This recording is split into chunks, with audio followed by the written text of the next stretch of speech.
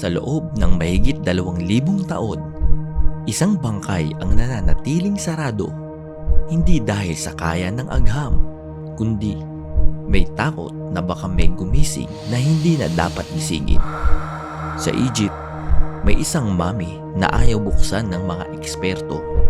Baka ito ay may sumpa dahil sa mga bagay na nangyayari tuwing sinusubukan nilang buksan. Ito ang Bashiri Mummy Mystery.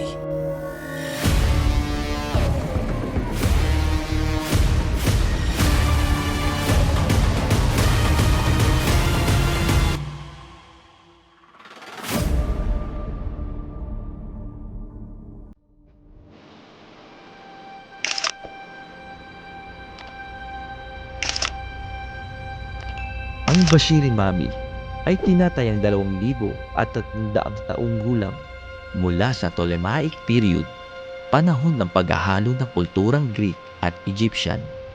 Ngunit may isang bagay na agad napansin ng mga eksperto. Ang paraan ng pagbalot ay wala pang katulad sa buong mundo. Ang benda ay nakaayos na masalimuot na hugis at banal na simbolo.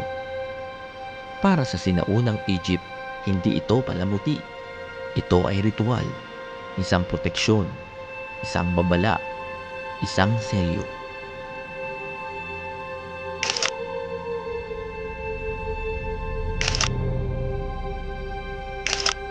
Para sa mga sinaunang Egyptian, ang kamatayan ay hindi wakas, kundi paglalakbay.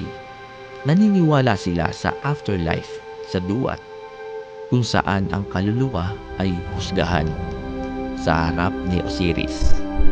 Titimbangin ang puso ng yumao laban sa balahibo ng katotohanan. Kapag mabigat ang puso, kinakain ito ng halimaw na si Amit. Walang langit, walang kapayapaan, kaya ang katawan ay kailangang buo. Hindi basta bangkay, kundi tahanan ng kaluluwa.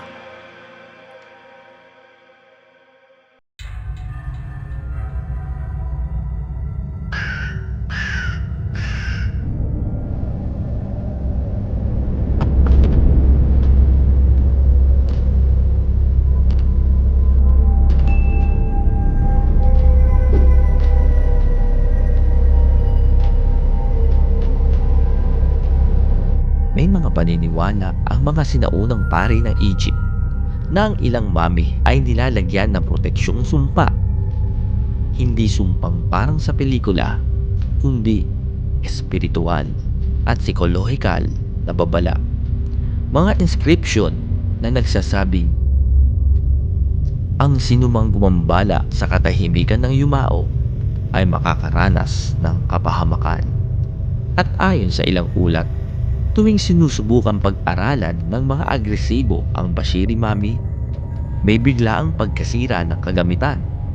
May pagkahilop at disorientation ng mga researcher.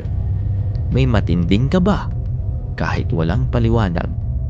Walang opisyal na kumpirmasyon, ngunit sapat ito upang magdulot ng kanilang takot.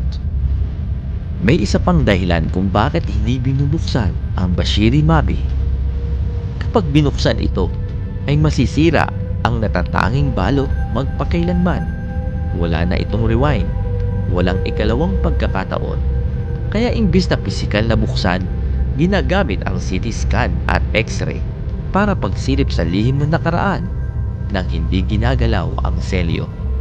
Sino nga ba talaga si Bashiri? Isang pari?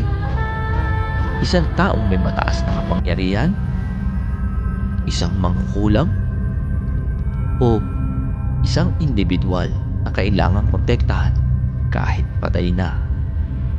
Bakit napaka-espesyal ng balot? Bakit tila ayaw ipakita ang kanyang mukha? At ang pinakamalaking tanong, ano ang mangyayari kapag tuluyan na ito buksan?